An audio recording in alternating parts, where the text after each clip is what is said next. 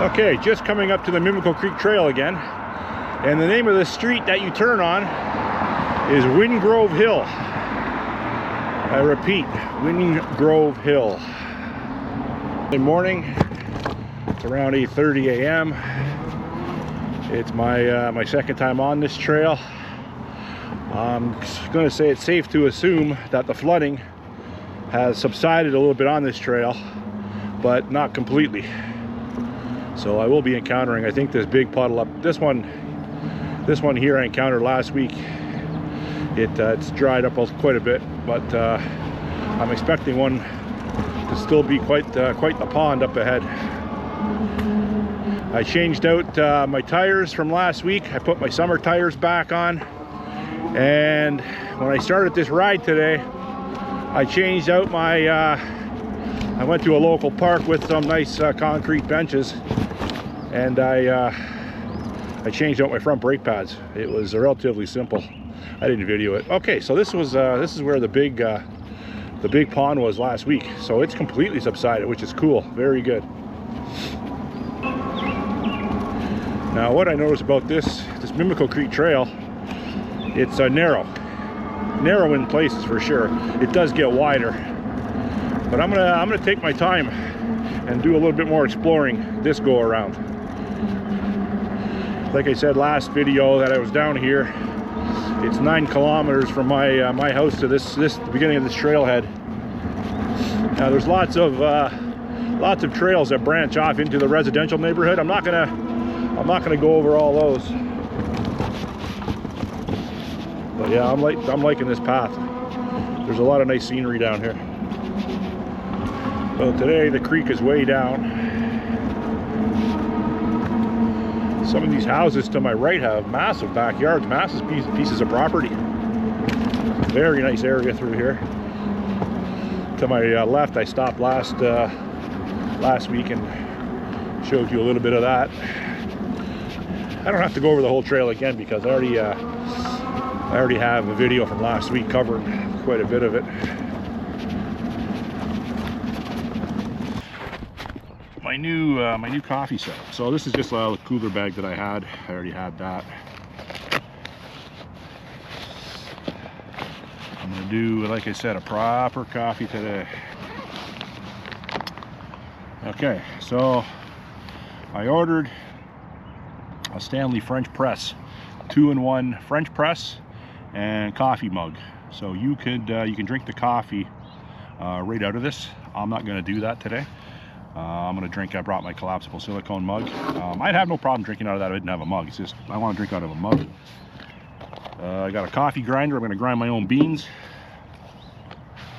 Brought some cream, my cream dispenser, and I got some sugar. And I bought some Muskoka Northern Coffee Company Howling Wolf. So I've never had this before. I've never even used a coffee grinder before, ever. And I've never used a French press before. I did wash the French press. I just left that on to show you. But I did wash the French press. I didn't wash this. It's got a glass jar. I don't know how much coffee to put in it, but I'm gonna figure it out. Oh, I'll tell you, it smells fantastic. Okay, so on this coffee grinder, what do I got it set at here? It goes from 0 to 40. 40 coarse, 0 being fine. And it's set at 25 right now. Let's try 20. Let's try 20.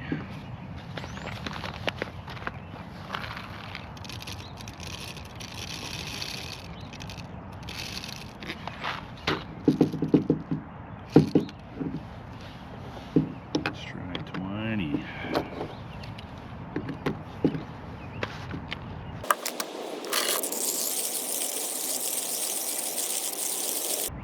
I don't know, is that enough? Or do I got to fill that whole thing up?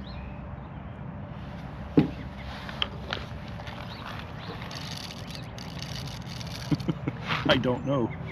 And there's a bean that got away. Well, he's not wanting that. Okay, so maybe for the next I'll put it down a little bit, make it a little bit, so I got it set at 17 now, maybe a little bit more fine the rest of the way, using a French press. And this one I looked at a few of them. This one had good reviews, and I had my eye on the Yeti French press, because I have a lot of Yeti product and I like Yeti product. But up in Canada, that Yeti, I think I seen it, the lowest I've seen it was $170. So that's all fine and dandy for to have a Yeti. I think that's plenty of coffee to have a Yeti. But I couldn't justify the $170 for something that who knows how often I'll use.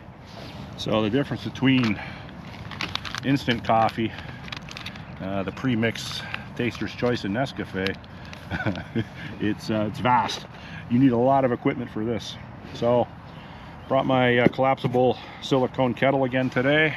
I brought my my bigger stove today, my 6500 watt 3-burner.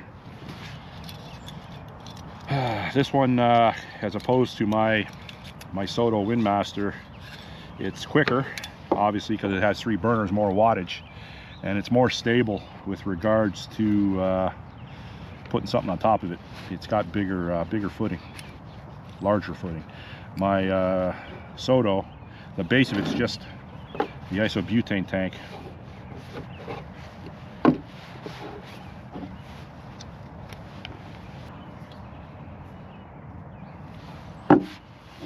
Got my water in my Stanley canteen. It's single walled, but it's not meant to put on fire.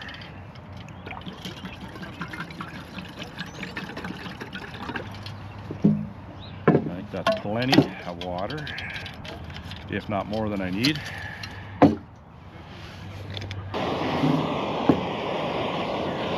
This stove's a little noisy. Okay, so the kettle's almost boiled. I'll show you the inside of the press. So it's not a traditional press with the single pull plunger. It's got like a cage in it with the mesh on the bottom, and I still have some water in it from when I washed it. So they say don't put scalding, boiling hot water in with the coffee grounds, because it'll scald the coffee. Yeah, I don't know. I'm gonna wait. I'm gonna take it off, because this does get the water like super hot.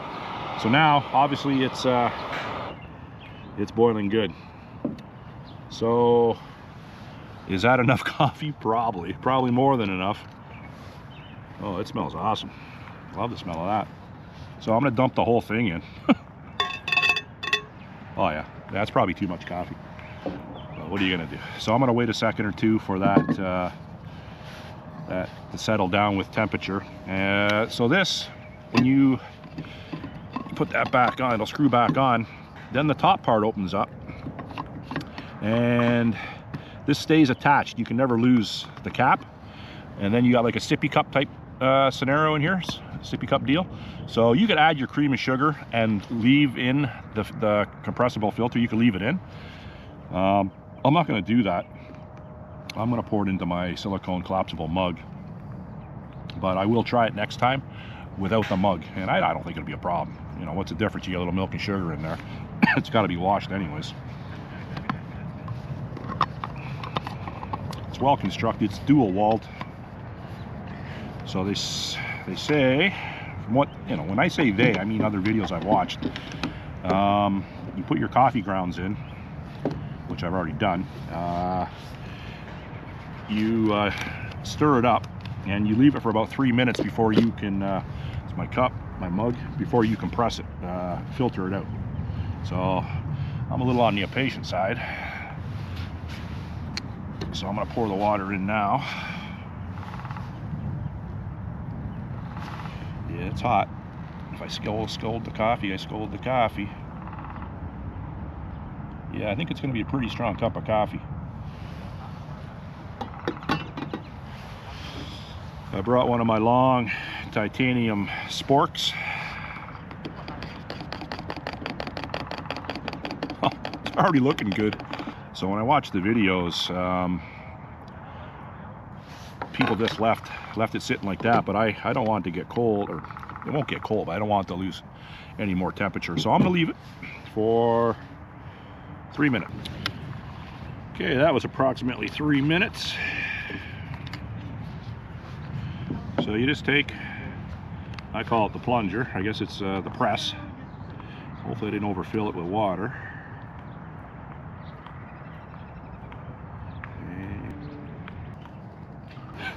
I didn't overfill it. Fill it. I filled it perfectly. So I'm going to put that back on. I'm going to pour it into my silicone mug. Maybe I should have. Oh yeah, nice. So it's got a really dark, rich flavor, appearance, not flavor. I haven't tried it yet. Yeah, it looks pretty good. I'm thinking it's going to be pretty strong.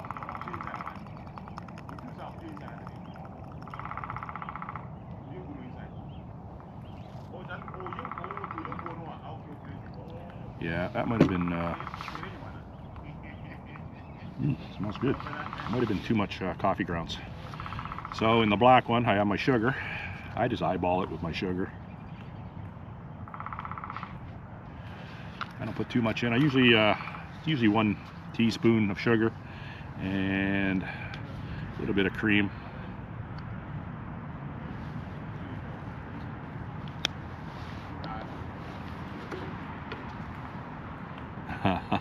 I think I just made myself a giant cup of espresso. And I had a coffee this morning before I left the house. This will get me wired. I don't know if you can hear in the background, but there's a woodpecker. I haven't put eyes on it yet, but it's definitely here. It's pecking on something. Oh, a tree. Oh, it's in the tree behind me. Okay, let's try this. Let's try this abomination I just attempted to make.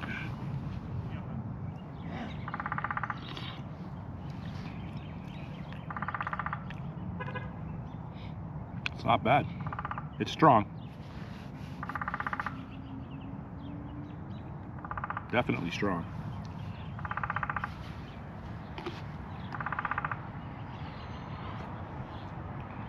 Yeah, that's tasty. Yeah, it's good. Yeah, good. So, first time ever with a French press. And first time grinding coffee beans. I know, you know, for someone to hear that, they think, what the hell, where's this guy been under a rock? But I just never got around to doing it. But in comparison to instant coffee, you know, it does taste good. Does my instant coffee taste better? Yeah, my instant coffee tastes better. But that Nescafe original that I use has quite a bit of sugar in it. And like I said before, it's more like a mochaccino, a hot chocolate type thing.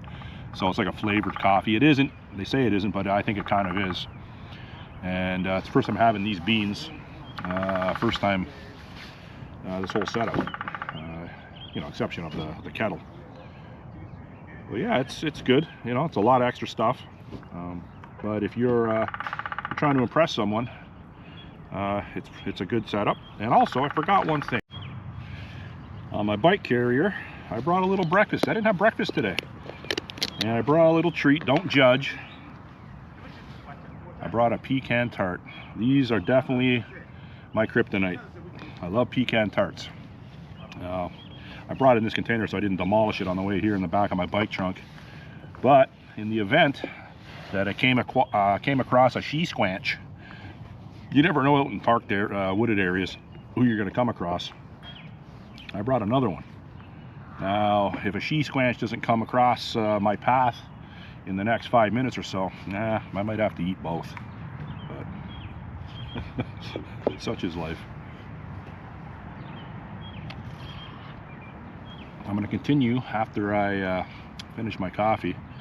I'm going to continue with my ride. I don't know where I'm going to end up today, but I'll definitely complete the 4 kilometers of the Mimico Creek Trail. Then from there, I don't know where I'm going to go, but it's going to be it's already a nice day. It's going to be a really nice day.